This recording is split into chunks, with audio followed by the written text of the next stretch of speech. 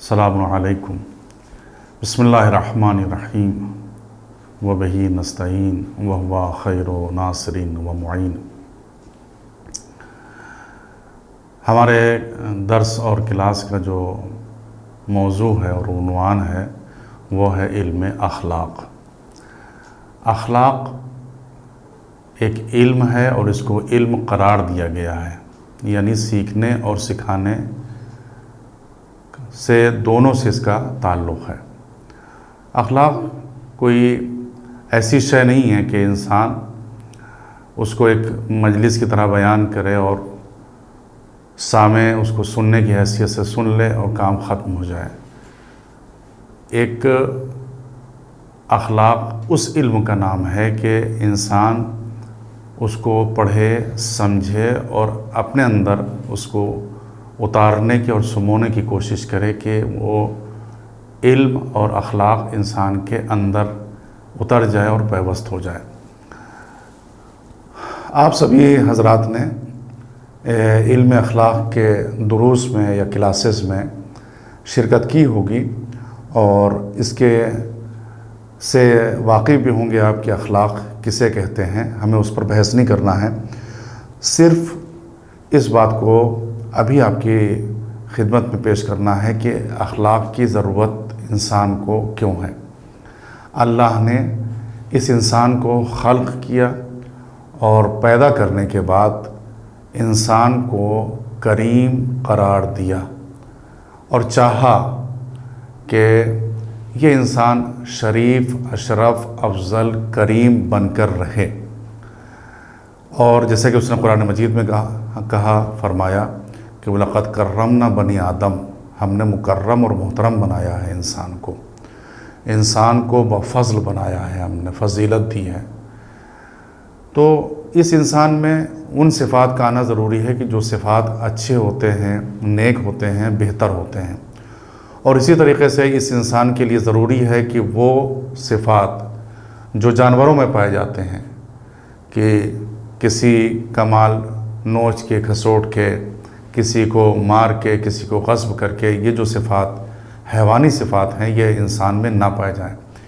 انسان اس وقت مکمل انسان ہوتا ہے کہ جب وہ ایک نورانی مخلوق بن جاتا ہے، اور نورانی مخلوق بن سکتا ہے۔ اور اگر آپ دیکھیں کہ دنیا میں بہت سے ایسے عرفاء اور جو سالکین اللہ تھے، انہوں نے جب اس راستے کو طے کیا تو ان کا وجود ہی نورانی تھا۔ وہ رہے جب تک اس دنیا میں تب نورانی بن کے رہے، اور اس دنیا سے چلے گئے تب بھی وہ نورانی رہے۔ تو ہم سب کی غرض خلقت اللہ نے اگر سورہ ذاریات میں یہ بیان فرمائی کہ ہم نے تمہیں پیدا کیا ہے کہ ہم چاہتے یہ ہیں کہ تم ہماری عبادت کرو، وَمَا خَلَقْتُ الْجِنَّ وَالْإِنسَ إِلَّا لِيَعْبُدُونَ، تاکہ تم میری عبادت کرو۔ اس نے یہ نہیں فرمایا ہے کہ ہم نے جنات اور انسان کو پیدا کیا لعابد، تاکہ میری پرستش ہو سکے، میری عبادت ہو سکے۔ اس نے یہ کہا کہ تم کو ہم نے پیدا کیا ہے تاکہ تم جو ہے عبادت کرو۔ قطعاً اس کو کوئی ذوق یا شوق نہیں تھا کہ وہ انسان کو پیدا کرتا یا جناتوں کو خلق کرتا اور ان سے یہ مطالبہ کرتا کہ میری عبادت کرو، کیونکہ مجھے شوق ہے۔ وہ اپنی عبادت نہیں کرانا چاہتا ہے، بلکہ یہ کہتا ہے کہ تم میری عبادت کرو۔ یہ نہیں فرماتا ہے کہ ہم نے اس لیے پیدا کیا کہ میری عبادت ہو سکے، اور جنات اور انسان کو ہم نے اس لیے پیدا کیا ہے کہ میری عبادت میں اضافہ ہو سکے اور اس میں بڑھت ہو سکے۔ تو اب ہمارا جو مقصد خلقت ہے وہ یہ ہے کہ ہم اللہ کی عبادت کریں، اور اس عبادت سے اللہ کو کوئی نفع نہیں پہنچنے والا ہے، اور اگر ہم عبادت نہیں کریں گے تو اس کو نقصان بھی نہیں پہنچنے والا ہے۔ جس طریقے سے اگر مثال کی دنیا میں دیکھیں کہ ایک بڑا ہوتا ہے اور ایک چھوٹا ہوتا ہے، اگر ایک چھوٹا بچہ جا رہا ہے اور راستے میں بڑے کو یہ محسوس ہو کہ اگر یہ اکیلا چلے گا تو یہ گر جائے گا، تو وہ چھوٹے بچے کے ہاتھ کو پکڑ لیتا ہے تاکہ وہ گرنے نہ پائے۔ اب اس بڑے نے، چاہے وہ بڑا بھائی ہو یا باپ ہو، جس نے اپنے بچے کا ہاتھ پکڑا ہے، اس میں بڑے کا کوئی فائدہ نہیں ہے کہ اس کو گرنے کا خطرہ تھا، گرنے کا خطرہ بچے کو تھا۔ سہارا اس نے دیا کہ ایک بڑا سہارا دے رہا ہے چھوٹے کو، تاکہ وہ زمین پر گرنے نہ پائے اور وہ محفوظ رہے گرنے سے۔ اس میں بڑے کا کوئی فائدہ نہیں، فائدہ کس کا ہے؟ چھوٹے کا ہے۔ اسی طریقے سے اگر ہم اللہ سے وابستہ ہیں عبادت کے ذریعے سے، تو پھر ہم بہرحال دنیا میں کسی بھی جگہ پہ رہیں، کبھی بھی ہم روئے زمین پر گرنے نہیں پائیں گے، کبھی بھی ہمیں ٹھوکریں نہیں لگیں گے، مقدر ہمارا محفوظ رہے گا۔ جس طریقے سے بڑے کو کوئی فائدہ نہیں ہو رہا تھا بچے کے ہاتھ تھامنے، ویسے ہی اس عبادت سے بھی اللہ کو کوئی فائدہ نہیں ہے، ہمارے ایسے بندوں کو فائدہ ہونے والا ہے۔ اچھا، اب عبادت میں اگر دیکھا جائے کہ عبادت کے کس طریقے کی اور کیسی ہو، اس نے عبادت کے لیے انبیاء کو بھیجا اور ان کی غرض خلقت، جیسے کہ نبی اکرم صلی اللہ علیہ وآلہ وسلم نے بیان فرمایا کہ مجھے مبعوث کیا گیا ہے تاکہ مکارم اخلاق، بہترین میں تمہیں جو ہے تمہارے اندر جو ہے اخلاق تمہارے اندر پہنچا سکوں۔ انبیاء کو اس نے بھیجا، اس کے ساتھ ساتھ انہوں نے قرآن کو پروردگار نے جو ہے وہ نازل کیا۔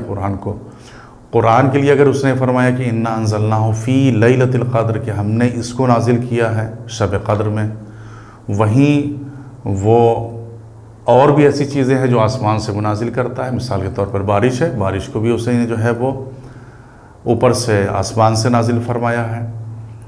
تو رب انزلنی منذرا مبارکا وانت خیر المنزلین، تو پروردگار عالم نے نازل کیا قرآن کو ہماری ہدایت کے لیے، اور قرآن میں جو کچھ بتایا وہ یہ کہ ہم سب انسان جو ہیں وہ اخلاق والے بن جائیں۔ سورہ حجرات میں کتنی آیتیں ایسی ہیں کہ جو یہ ہمارے اخلاق کو بہتر بنانے کے لیے ہیں، کہ غیبت مت کرو، غیبت کرو گے تو ایسا ہوگا، سوء ظن بدگمانی سے جو ہے وہ تم جو ہے وہ پرہیز کرو۔ یہ سب جو اخلاقی باتیں ہیں اگر قرآن مجید کی شکل میں اس نے بیان فرمائی ہیں قرآن کے ذریعے سے، تو اگر یہ دونوں چیزیں اس نے نازل کی ہیں، قرآن کو بھی نازل کیا ہے اللہ نے اور آسمان سے بارش کو بھی نازل کیا ہے، تو قرآن بارش کی طرح نازل نہیں ہوا کہ بارش کا قطرہ گرا اور زمین پر گرنے کے بعد جذب ہو گیا اور ختم ہو جاتا ہے، لیکن قرآن کا نازل ہونے کا مطلب یہ ہے کہ قرآن باقی ہے اور ہمیں اس سے زندگی حاصل کرنا ہے۔ اس نے قرآن کو نازل کیا تاکہ اس کے ذریعے سے ہم ہدایت پاتے رہیں۔ اسی قرآن میں دیکھیں کہ اس نے ارشاد فرمایا کہ ہم نے ایک رسی بھی ہے جو تمہارے درمیان رکھی ہے، وَاعْتَصِمُوا بِحَبْلِ اللَّهِ، یہ سب مثالیں دی ہیں اس نے کہ ہم یہ چاہتے ہیں کہ تم ایک حبل اللہ، اللہ کی رسی کو مضبوطی سے تھامے۔ رسی کا کیا مطلب کیا ہوتا ہے؟ رسی جو ہوتی ہے اس کے دو سرے ہوتے ہیں، ایک سرا اللہ کے طرف ہے اور ایک سرا بندے کی طرف ہے۔ اللہ کا سرا ہمیشہ جو ہے اس کے پاس رہتا ہے۔ اب بندے کا فرض یہ ہے کہ اگر اس دنیا میں آئے ہیں تو اس رسی کے دوسرے سرے کو اتنی مضبوطی سے تھامے رہیں کہ کبھی زمین پر گرنے نہ پائیں۔ اب اگر کوئی یہ ہو کہ رسی تو لٹک رہی ہے، دوسرا سرا ہے اور اس کے ذریعے سے ہم نجات پا سکتے ہیں، اپنے کو بچا سکتے ہیں، اور انسان اس رسی کو تھامنے کی کوشش نہ کرے، تو اس میں کوئی قصور اس کا خالق کا یا اللہ کا نہیں ہے۔ اس نے رسی کو نجات کے لیے ہمارے ہاتھوں میں دے رکھا ہے۔ اب ہم جب تک چاہیں اس کو تھام سکتے ہیں اور جتنی زور سے ہم پکڑنا چاہیں پکڑ سکتے ہیں۔ تو ہمیں اس نے بھیجا ہے عبادت کے لیے اور عبادت کا سلیقہ سکھانے کے لیے قرآن مجید، اور قرآن کے ساتھ جو ہے نبی اکرم اور 1,24,000 نبیوں کو بھیجا ہے۔ نبی کو اگر اس نے اس دنیا میں مبعوث برسالت کیا تو صاف صاف قرآن مجید میں کہا فَاتَّبِعُوا، کہ تم اتباع کرو، فَاتَّبِعُوا، تم اتباع کرو، الَّذِي أُنزِلَ مَعَهُ، کہ اس قرآن کا، یعنی لوگوں سے یہ کہا جا رہا ہے کہ تم سب کے سب جو ہے اتباع اور پیروی کرو نبی کی، کہ انزل معہو، کہ جس کے ساتھ ہم نے قرآن کو نازل کیا ہے، یعنی نبی کو بھی اس نے بھیجا ہے اور ان کے ساتھ قرآن مجید کو بھی اللہ نے بھیجا ہے۔ اب یہ دونوں آئے اور انہوں نے آنے کے بعد ہمارے درمیان ہمارے ایسے انسان کو باشرف بنانے کا ایک مشن شروع کیا، ایک کریم بنانے کا مشن شروع کیا۔ ہم کیسے اچھے بن سکتے ہیں، ہم کیسے اس دنیا میں باقی رہ سکتے ہیں، اور اس کے لیے ہم کیا کریں کہ ہمارے اندر اچھے صفات اور صفات حمیدیہ جو ہیں وہ پائے جائیں۔ دیکھیے، ہم جس عمر میں ہوں اور جس بھی صنف سے تعلق رکھتے ہوں، کوئی بیٹا ہے، کوئی بیٹی ہے، کوئی لڑکا ہے، کوئی لڑکی ہے، ہم اس دنیا میں آئے اور جس سماج اور معاشرے میں رہ رہے ہیں اس میں رہتے ہوئے ہمارے اندر جو اچھی صفات ہیں اگر وہ پائی جاتی ہیں تو ہمیں لوگ اپنے آپ پسند کریں گے، اور اگر ہمارے اندر جو ہے وہ برائی پائی جاتی ہے تو لوگ ہم سے جو ہے متنفر ہو جائیں گے۔ اچھائی کیا ہے یہ ہمیں سب کچھ اسلام کے ذریعے سے بتا دیا گیا ہے، برائی کیا ہے وہ بھی جو ہے وہ بتا دیا گیا ہے۔ اخلاق ہمارا کیسے بہتر ہو، ہم کیا کریں؟ علم اخلاق کے اوپر کتابیں بھی لکھی گئی ہیں، اخلاق کا جو فلسفہ ہے اس کے اوپر بھی کتابیں لکھی گئی ہیں، عرفان کے اوپر بھی کتابیں لکھی گئی ہیں، یا سلوک اللہ، اللہ کی طرف انسان بڑھے اس کے بارے میں بھی سب کچھ بتایا گیا ہے۔ لیکن اس کی ابتدا دیکھیے، اخلاق جو ہے وہ کوئی، ہم نے کہا کہ کوئی مجلس کی طرح کوئی چیز نہیں کہ انسان مجلس میں بیٹھے اور وہ کوئی چیز کو سیکھ لے گا، یہ علم کے ساتھ عملی چیز بھی ہے۔ جب تک انسان عمل نہیں کرے گا تب تک وہ متخلق اور اخلاق والا نہیں ہو سکتا ہے، اس کو عمل کرنا پڑے گا۔ اور اس کی شروعات جو ہے، اگر ہم اپنے میں چاہتے ہیں کہ کردار سازی ہو، ہمارا کردار بہتر ہو، ہم اخلاق والے ہوں، اخلاق مند ہوں، متخلق ہوں، ہمارا کردار کریکٹر اچھا ہو، تو شروعات اپنے سے ہم کو کرنا چاہیے، اور اپنے جو ہمارے جو اعضاء ہیں اور جوارے ہیں، جو ہمارا جسم ہے، اس جسم میں کہاں سے ہم کو شروعات کرنا چاہیے؟ سب سے پہلے تو ہم اپنے زبان کے اوپر کنٹرول کریں، سب سے زیادہ۔ اور یہ روایتوں میں بھی بتایا گیا ہے کہ انسان جو جہنم میں جو جائیں گے ان میں زیادہ سے زیادہ لوگوں کی تعداد جو ہوگی وہ جہنم میں جانے والوں کی وہ زبان کی وجہ سے ہوگی، زبان ہی ان کو جہنم میں۔ ہم سب سے پہلے اس کے اوپر کنٹرول کریں۔ اچھا، آپ زبان سے یہ سمجھ رہے ہوں گے کہ بولنا، صرف بولنا نہیں ہے، زبان سے اور بھی کام ہوتے ہیں۔ زبان سے ہوتا ہے لقمہ، کھانا کھانا۔ یہ لقمہ جو ہمارے یہاں جا رہا ہے، یہ لقمہ بھی حلال ہونا چاہیے۔ جب تک حلال چیز ہمارے اندر نہیں جائے گی تب تک حلال چیز اندر سے نکلے گی نہیں۔ یہ کیسے ہو سکتا ہے کہ لقمہ حرام جا رہا ہو، غلط طریقے کا مال جا رہا ہو؟ جیسے کہ قرآن مجید نے کتنی سرزنش اور مذمت فرمائی ہے کس کی، کہ جو لوگ یتیم کا مال کھاتے ہیں، اور صاف صاف کہا ہے کہ وہ جو ہیں نارا، وہ جو ہیں دوزخ، جہنم کی آگ کو کھا رہے ہیں، ان کے بطن، ان کے جو پیٹ ہیں وہ مال حرام سے جو ہیں وہ بھرے ہوئے ہیں۔ تو ہم ابتدا جو ہے وہ زبان سے کریں، اور زبان میں دو چیزیں ہیں، پہلے کہ جو چیز اندر جا رہی ہو وہ صحیح ہو، اور جب وہ صحیح ہو جائے گی تو جو اندر سے نکلے گا وہ بھی صحیح ہوگا۔ یہ نہیں ہو سکتا ہے کہ ہم یہ چاہیں کہ زبان سے ہم اخلاق مند رہیں، ہم شریفانہ گفتگو کریں، اچھی ہماری جو ہے عادتیں ہوں، سب کچھ کرنا چاہیں، لیکن اگر برے طریقے سے روزی اندر جا رہی ہے تو پھر کوئی فائدہ ہونے والا نہیں ہے۔ تو پاکیزگی کی ابتدا ہم کریں تو کہاں سے کریں؟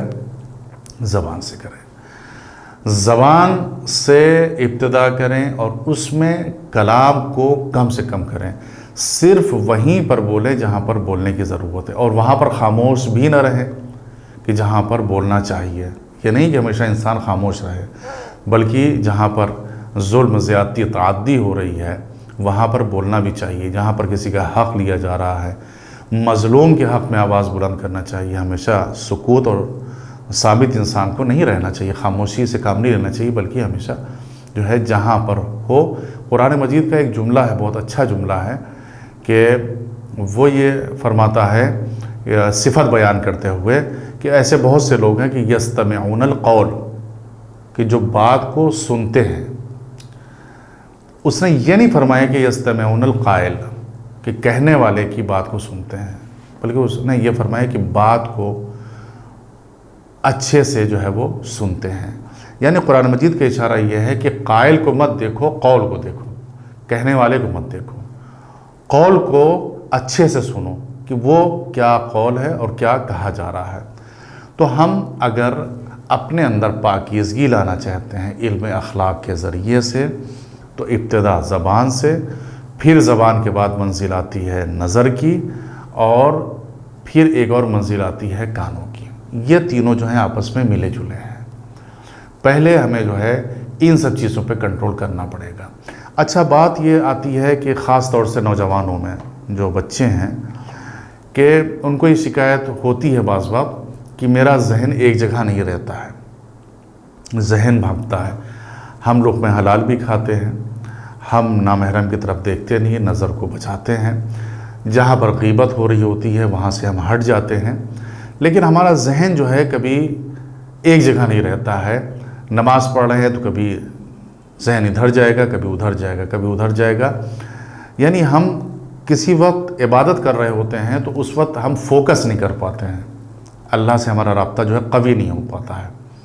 دیکھیے، ذہن کو کنٹرول کرنے کے لیے جسے کہا جائے کہ اللہ نے جو ایک سسٹم ہمارے پاس رکھا ہے اور ہم کو دیا ہے، اس نعمت سے ہم فائدہ اٹھا سکتے ہیں۔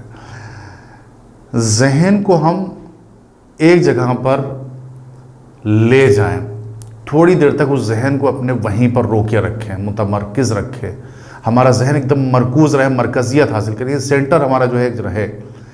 ہمارے پاس ایک بہترین عبادت ہے، نعمت ہے، جسے ہم نماز کہتے ہیں۔ حالانکہ وہ لفظ تھوڑا سا ٹھیک نہیں ہے، لیکن اس کو استعمال کر رہے ہیں کہ اس نماز کے میں ہم پریکٹس کر سکتے ہیں کس کی؟ ذہن کو یکجا رکھنے کی۔ اگر ہم 2 رکعت نماز پڑھ رہے ہوں تو ہماری پوری کوشش ہو کہ یہ 2 رکعت نماز جو 2 منٹ میں یا 2.5 منٹ میں یا 3 منٹ میں ہو رہی ہے، اس میں کوئی دوسرے خیال کو اپنے ذہن میں نہیں آنے دینا ہے، تو دھیرے دھیرے یہ ہماری عادت جو ہے وہ بنتی جائے گی اپنے ذہن کو ایک جگہ رکھنے کی اور ذہن کو ایک جگہ فوکس رکھنے کی۔ ہم شروعات بہترین چیز ہے۔ اب آج کے دور میں جو ہے لوگ یوگا کر رہے ہیں، دھیان لگا رہے ہیں، اسلام نے بھی اس کو کہا ہے مراقبہ، کہ آپ بھی جو ہے یہ کام کریے، اپنے ذہن کو دیکھیے۔ لیکن ہم اگر چاہتے ہیں کہ ہمارا ذہن ہمارے قابو میں ہو، دل و دماغ میں جو کچھ چل رہا ہے یہ دل و دماغ ہمارے قابو میں ہو، ہم اس کے قابو میں نہ ہوں، وہ ہم کو کبھی یہاں سے لے جائے، کبھی وہاں سے لے جائے۔ بچوں میں مرض ہوتا ہے کہ پڑھنے کے لیے بیٹھے ہوئے ہیں، اب پڑھ رہے ہیں، کبھی ادھر ذہن چلا گیا، کبھی ادھر چلا گیا، ڈسٹرب ہوتے رہتے ہیں۔ اگر یہ پریکٹس کوئی کر لے جائے، یہ تو یقین مانیے دنیا میں وہ ایک کامیاب انسان ہوگا۔ یعنی کیا؟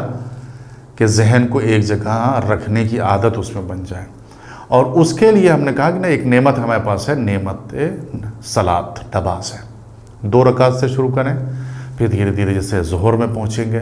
اب مثال کے طور پر صبح کے لیے نماز کے لیے آپ اٹھے، 2 رکعت نماز پڑھے، اس کے بعد آپ 2 منٹ اور بیٹھ جائیں، اور اس 2 منٹ میں بیٹھ کر صرف اپنا دھیان اپنے پردہ غیبت میں رہنے والے امام کی طرف لگائیے، کہ صرف ان کا تصور اپنے کہ وہ اگر ظہور کریں گے تو کیا حالات ہوں گے، ہم ان کے لیے کیا کر سکتے ہیں۔ یہ دھیرے دھیرے جو ہوتا ہے یہ کنٹرول ہو جائے گا آپ کا ذہن، جب ان کے کسی ایک کے بارے میں سوچیں گے۔ جب ذہن ہمارا ایک جگہ پر رہے گا تو ہمارے اندر کامیابی آ جائے گی۔ جو ناکامی ہوتی ہے وہ یہی ہوتی ہے کہ ہمارا ذہن جو ہے ادھر ادھر بھاگتا رہتا ہے، اور کبھی کبھی یہ ہوتا ہے کہ اس کے پیچھے جو ہے وہ شیطان کا بھی ہاتھ ہوتا ہے، کہ جس کے لیے کہا گیا الذی یوسوس فی صدور الناس، اور یہ ہم کو کبھی چھوڑتا نہیں ہے، حتیٰ کہ خواب میں بھی آ کر ہم کو پریشان کرتا ہے۔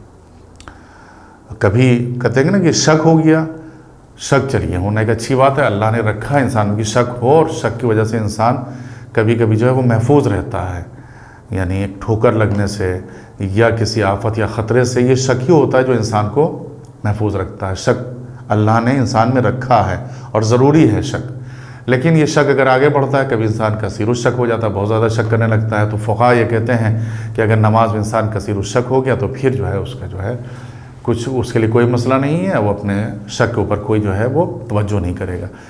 اس سے بڑھ کر ایک چیز ہوتی ہے وسوسہ، جس کو قرآن مجید نے کہا یوسوس فی صدور الناس۔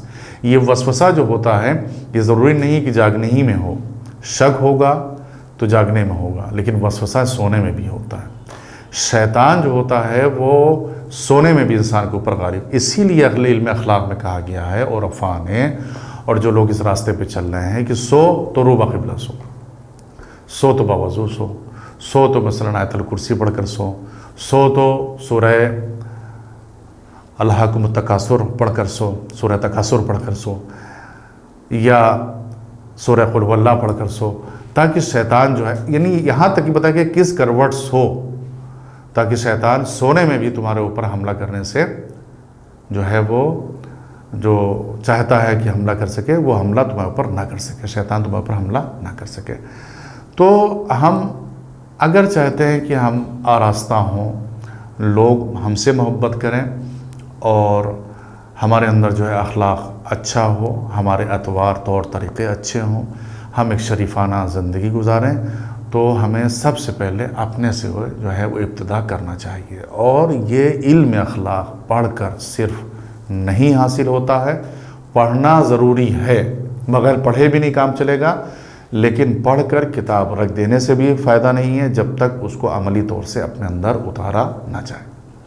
تو جو بھی پڑھیے، کسی کو سنیے، کوئی بات اچھی لگے، قرآن کی، حدیث کی، جو بھی ہو، بہرحال وہ باتیں تو اچھی ہیں، ان کو اپنے اندر ایک آپ چیز اپنے اندر ایک قانون بنا لیجئے کہ اگر ہمیں یہ ہے تو اچھی بات ہے، تو اسے ہمیں یہ کرنا ہے، کوشش یہ کرنا ہے کہ یہ چیز ہم سے چھوٹے مت۔ اور جو لوگ بتاتے ہیں، جو اسکالر ہیں اور جو محققین ہیں، جو ایکسپرٹ ہیں، وہ یہ کہتے ہیں کہ اگر انسان کوئی چاہتا ہے کسی عادت کو اپنائیں تو 21 دن اگر وہ کام کرے تو پھر وہ عادت اس کی جو ہے وہ بن جاتی ہے۔ لوگ یہی کہتے ہیں کہ 21 دن کام کرنے سے اس کی جو ہے انسان کی عادت پڑ جاتی ہے۔ البتہ اگر شریعت میں جائے تو شریعت نے کچھ ایسا نہیں کہا ہے کہ کسی چیز کی عادت جو ہے اگر اچھی کوئی نیکی کو اپنانا ہو تو کتنے دنوں میں وہ نیکی اپنائی جا سکتی ہے، اس نے کوئی لمٹ نہیں رکھی ہے۔ البتہ ایک فیگر جو ہے سمجھ میں آتی ہے کہ شریعت کو ایک 40 دن کا جو ہوتا ہے کوئی عمل وہ پسند ہوتا ہے، اور 40 دن پر اس نے توجہ بھی دلائی۔ مثال کے طور پر اس کے لیے دعائے عہد کے لیے جیسے کہا گیا کہ دعائے عہد جو انسان جو نماز صبح کے بعد ہم اپنے آقا مولا امام زمان کے لیے پڑھتے ہیں کہ ہم ان کے ناصروں میں شامل ہوں، اس کو کہا گیا ہے کہ جو 40 دن نماز صبح کے بعد پڑھتا ہے وہ ظہور کے بعد اگر زندہ ہے انسان تو امام کے لشکر میں شامل ہو، اور اس دنیا سے چلا گیا تب بھی وہ قبر سے اٹھایا جائے گا، جس کے لیے خود اسی دعا میں یہ فرمایا جاتا ہے معتذرن کفنی شاعرن سیفی مجردن قناتی ملبین دعوت الداعی فی الحاضر والبادی، یعنی اگر ہم کفن پہن کے بھی لیٹے ہوئے ہوں تو ہم کفن سمیت قبر سے اٹھیں شاعرن سیفی اور میرے ہاتھ میں تلوار ہو۔ 40 دن علماء نے کہا اس لیے کہ 40 دن میں انسان کی عادت اگر امام سے محبت ہے تو اس 40 دن میں امام کی محبت اس کو نماز صبح کے لیے بیدار کرے گی، وہ نماز صبح پڑھے گا۔ کیوں پڑھے گا؟ کہ اس لیے کہ اسے نماز کے بعد دعائے عہد پڑھنا ہے، اور دعائے عہد کیوں پڑھنا ہے؟ تاکہ امام کے لشکر میں وہ شامل ہو جائیں۔ تو امام کی محبت اسے جو ہے کہاں سے کہاں لے جاتی ہے۔ امام کی محبت انسان کو دیندار بناتی ہے، بے دین نہیں بناتی ہے۔ تو ہم سب اگر کوشش کریں اور تھوڑی سی اپنے اوپر توجہ دیں تو انشاءاللہ ان مراحل کو طے کر سکتے ہیں اور ان اچھی صفات کو اپنے اندر اتار سکتے ہیں اور سمو سکتے ہیں۔ وآخر دعوانا ان الحمد للہ رب العالمین۔